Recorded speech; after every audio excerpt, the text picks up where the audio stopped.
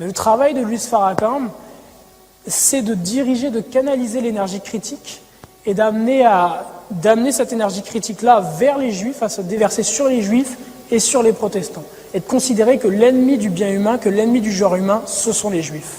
Est-ce que ça vous fait penser à quelque chose ? Hein ?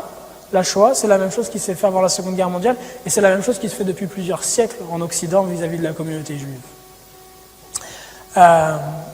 Et en France, il y a un personnage qui est chargé de faire exactement la même chose. Est-ce que vous avez à l'idée un personnage qui fait la même œuvre que Farrakhan aux États-Unis ici en France ? Un homme qui s'appelle Dieudonné Mbala Mbala, qui est l'équivalent de Luis Farrakhan ici en France et dans les pays francophones, qui fait exactement la même œuvre, à savoir créer dans les populations et dans les masses un sentiment de haine et d'antisémitisme vis-à-vis du peuple juif. J'étais, avant de rencontrer Jésus, un grand fan de Dieudonné au passage.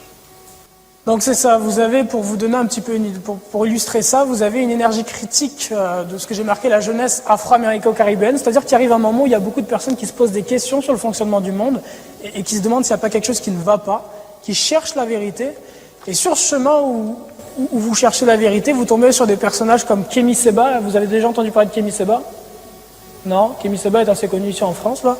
Dieudonné, Malik Shabazz ou Luis Farrakhan, qui vont être là et qui vont dire oui, il y a un complot effectivement, oui, effectivement, le monde est en train de changer et taking over, mais ce sont les Juifs, ce sont eux les ennemis, c'est les Juifs et les protestants. Voilà ce qu'il faut détruire.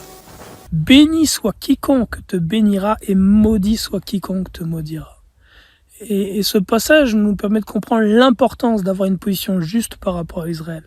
Car si nous nourrissons vis-à-vis d'Israël de l'amertume, de la haine, des mauvaises paroles, celles-ci retomberont sur nous, mes frères et sœurs. Celles-ci retomberont sur nous. La parole de Dieu ne revient pas à vide. Puis j'ai 2 exemples que je peux vous donner par rapport à ça.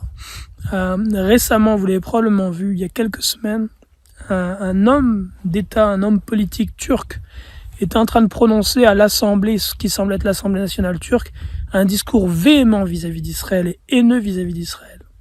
Il a fini son discours avec une crise cardiaque, il s'est écroulé au sol et quelques jours plus tard, semble-t-il, il est mort.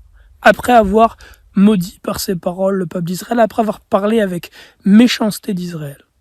Il y a de ça une dizaine d'années, un autre chef d'État, qui était l'ancien chef d'État du Venezuela, comment s'appelait-il ? Ce n'est pas Morales, c'est Hugo Chavez. Hugo Chavez a dit qu'il maudissait le peuple d'Israël du plus profond de ses entrailles. Et il est mort d'un cancer dans ce niveau-là de son corps, qu'il l'a rongé.